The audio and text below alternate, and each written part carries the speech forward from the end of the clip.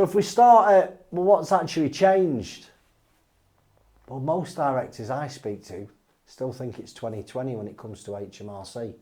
In their head, HMRC is slow, they send letters for months and months, nothing really happens, you pay a little bit, send a holding message, push them off for a few months and they'll go quiet again.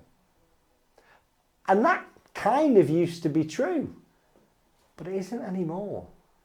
I spoke to a director last month, building company, missed 3 VAT payments.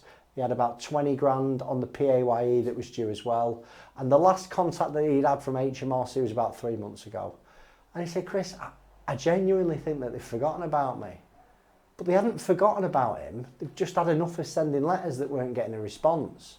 2 weeks after we had that call, he had an enforcement agent at his unit asking him to sign a control of goods agreement.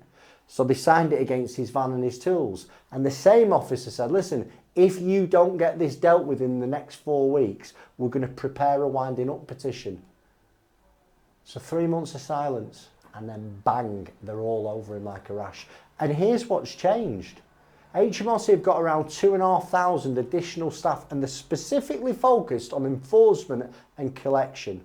I've said it on previous videos, there's a thing called the tax gap, and it's the difference between what HMRC believes it's owed and what it's actually collected in. And the government have decided to close it.